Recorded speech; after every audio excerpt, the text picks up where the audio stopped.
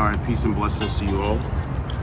First of all, I'd like to start by giving all praise and glory to the Most High God, Yahweh, through His only begotten Son, by way of the Holy Spirit.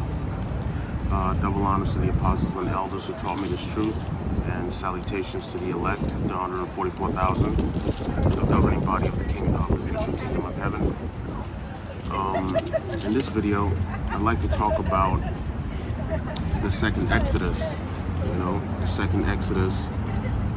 Basically, the first Exodus was our deliverance, the deliverance of the Egyptians from the land of Egypt by the Most High God, and that is what He's known for. That's the greatest. That's basically, the God of Abraham, Isaac, and Jacob is known for delivering the children of Israel out of the land of Egypt, out of the hands of Pharaoh.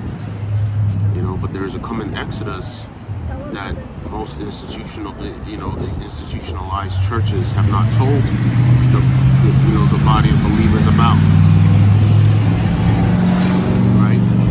So there is a second Exodus out of the land of the north, out of the land of the current Pharaoh, which are the Europeans who have held the Israelites, which are the blacks, Latinos, and Native Americans in captivity, and are still holding them in captivity. So this is just going to be a short and brief lesson. I'm going to start with the book of Isaiah chapter 11, right? Isaiah chapter 11, starting at 11. It reads, "And it shall come to pass in that day that the Lord shall set His hand again the second time to recover the remnant of His people, which shall be left from Assyria, and from Egypt, and from Pathros, and from Cush, and from Elam, and from Sinai, and from Hamath, and from the islands of the sea.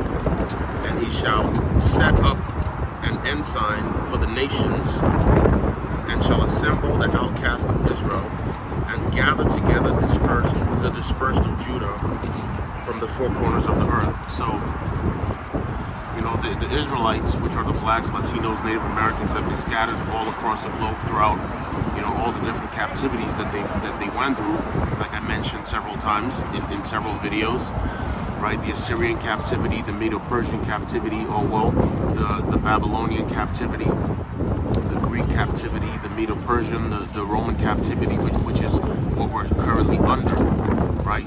America, Great Britain, France, Germany, Netherlands, Swiss, these are just the different tribes of Rome, and they are still holding the Israelites in captivity. They're still subjugating the children of God. And when the Third World War really begins and is in full swing upon the return of the Messiah, this is what salvation is.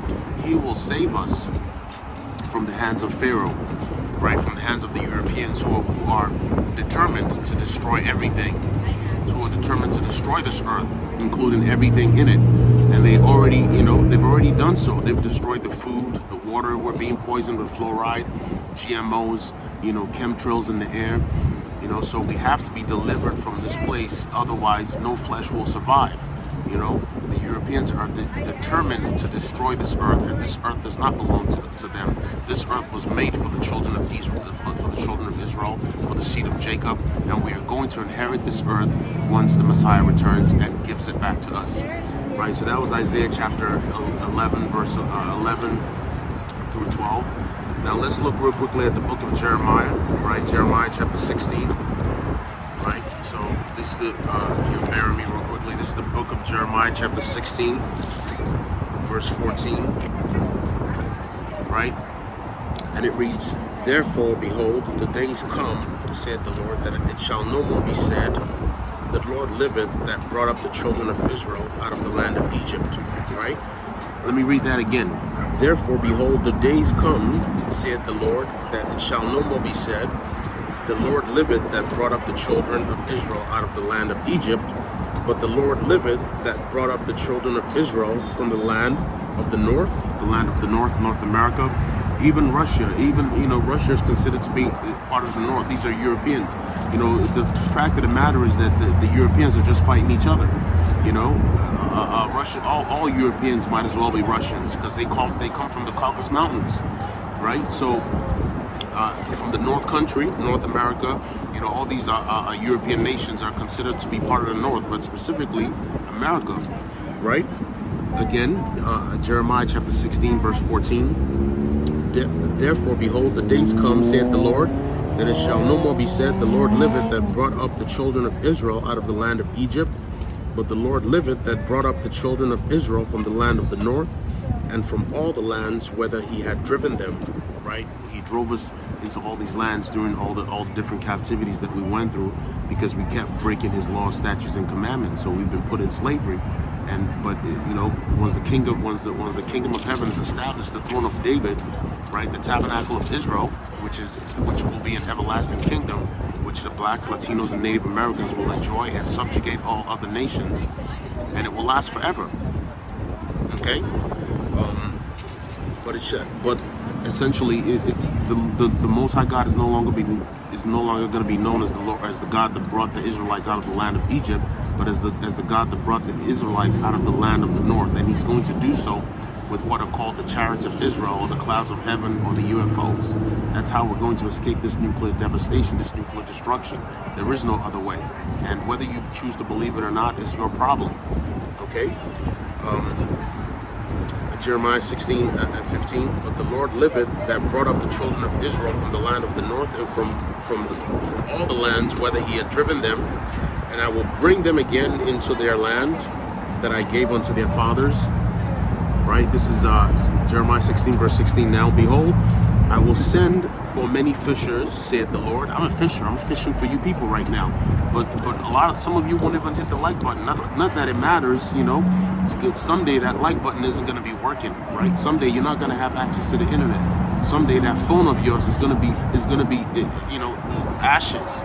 It's going to be nuked off the face of the earth along with you. Hopefully you're one of the people that will be saved.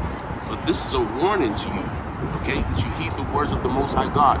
Your job, your corner office, or your new car, your new home, your new crib, or your new shoes, or these things are not going to save you. Your new iPad and your new iPhone, these things are not going to save you. This world is coming to an end. Heed these words, okay? We all have to keep going on with our lives and continue to live, but ultimately we have to store up faith for treasure. There is nothing in this world. Someday you're going to be naked in rags, trying to escape the people that are out there, whether it be the Russians or whoever, the Chinese who have invaded this land, or whatever the situation may be. This is not going to continue forever. This is a fairy tale. This is a scam. The Western civilization is a scam. This is not how we're supposed to be living. Everything is poison. The air we breathe, the water we drink, the food we eat, everything is poison. This is not it. Okay, so Jeremiah 16 and 16, behold, I will send for many fishers, saith the Lord, and they shall fish them. I'm fishing you guys right now. And after will I send for many hunters, and they shall hunt them. Right? Someday, the Lord is going to put the spirits on, put a certain spirit on the men of the Lord and other people to go out here hunting and just killing people. There is war coming. So heed these words. These words, these are the words of the Most High God, and they will surely come to pass. Behold, I will send for many fishers, saith the Lord, and they shall fish them. And after will I send for many hunters, and they shall hunt them from every mountain and from every hill, and out of the holes of the rocks, out of your nuclear bunkers, right? Out of the holes of the rocks where they're all going to be hiding. For mine eyes are upon all their ways. They are not hid from my face, neither is their iniquity hid from my eyes. Right? So, you keep engaging in the wickedness, you keep disregarding the words of the Lord, and someday, you're gonna find out what this is really all about. You think that you were made, you just have the luxury of being able to do whatever it is that you want to do on this earth. You live by no guidelines. You practice idolatry, worshiping your car and worshiping your iPhones and worshiping, this girl and that guy and your favorite celebrities, but one day you're going to learn. One day you're going to learn.